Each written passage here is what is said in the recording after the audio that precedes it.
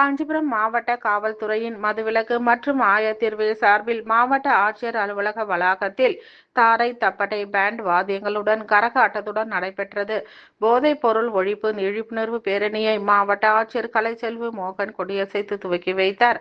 உலகம் முழுவதும் மனித குல சமூகத்தை சீரழித்து வரும் போதைப் பொருட்கள் குறித்து விழிப்புணர்வு ஏற்படுத்தும் வகையில் பல்வேறு விதமான பொதுமக்களை கவரும் வகையில் விழிப்புணர்வு நிகழ்ச்சி நடத்தப்பட்டு வருகிறது.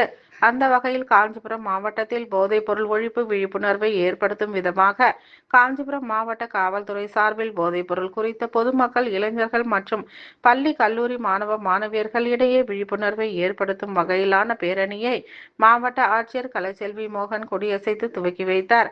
காஞ்சிபுரம் மாவட்ட காவல்துறை மதுவிலக்கு மற்றும் ஆயத்தீர்வை போலீசார் சார்பில் பேண்ட் வாத்தியங்களுடனும் கரகாட்டம் ஆடி 500க்கும் மேற்பட்ட பள்ளி மாணவ மாணவிகள் போதைப் பொருட்களை ஒழிப்பும் விழிப்புணர்வு பதாகைகளை ஏந்தியவாறு பேரணி நடைபெற்றது. காஞ்சிபுரம் மாவட்ட ஆட்சியர் அலுவலகத்தில் இருந்து தொடங்கிய இப்பேரணியானது மேட்டுத்தெரு, மூங்கில் மண்டபம், வள்ளல் பச்சையப்பன் தெரு உள்ளிட்ட காஞ்சிபுரம் மாநகரின் முக்கிய வீதிகள் வழியாக பேருந்து நிலையம் வரை சென்று முடிவுற்றது. வழியெங்கும் பொதுமக்களின் கவனத்தை ஈர்த்தவாறு போதைப் பொருள் ஒழிப்பு குறித்து இப்பேரணி மூலம் விழிப்புணர்வு ஏற்படுத்தப்பட்டது.